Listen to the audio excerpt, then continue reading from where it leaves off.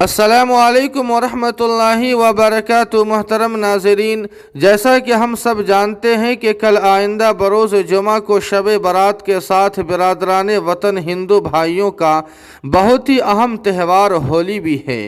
होली हो या दिवाली, ऐसे मौके पर उमूमन इजहार मोहब्बत के लिए एक दूसरे को मिठाई खिलाते हैं, लेकिन हमारे मुसलमान भाई इस कशमकश में रहते हैं कि आखिर हम क्या करें।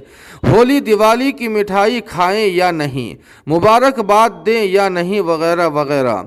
तो आइए इस सिलसिले में दारुल उलूम देवबंद के एक फतवे की रोशनी में हम सही रहनुमाई हासिल करने की कोशिश करते हैं। साइल ने दारुल इफ्ता दारुल उलूम देवबंद से सवाल किया कि होली दिवाली के मौके पर गैर मुस्लिम लोगों को मुबारकबाद देना दुरुस्त है या नहीं, जबकि वो लोग ईद की मुबारकबादी देते हैं। दूसरा सवाल यह है कि होली दिवाली की मिठाई वगैरह लेना और खाना जायज़ है या नहीं, और तीसरा सवाल यह है कि पटाखे का कारोबार करना और बेचना जायज़ है या नहीं। दारुल इफ्ता दारुल उलूम देवबंद ने तीनों सवालात के जवाबात बेतरतीब दिए हैं।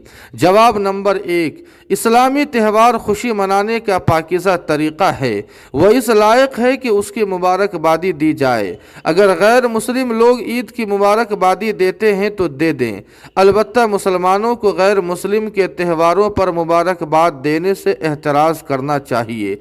जवाब नंबर 2, अगर यकीन और इत्मीनान हो कि मिठाई वगैरह देवी देवताओं के नाम चढ़ाई हुई नहीं होती है और हराम व नापाक चीज़ की मिलावट भी नहीं होती है, तो इस्तेमाल नाजायज़ नहीं है, अलबत्ता एहतियात करना बहरहाल औला और बेहतर है। जवाब नंबर 3, नहीं, यानी पटाखे का कारोबार करना और बेचना जायज़ नहीं है। उम्मीद है कि आपको ये बातें समझ में आई होगी। अल्लाह पाक हम सबों को अमल की तौफीक अता फरमाए। वस्सलामु अलैकुम वरहमतुल्लाह।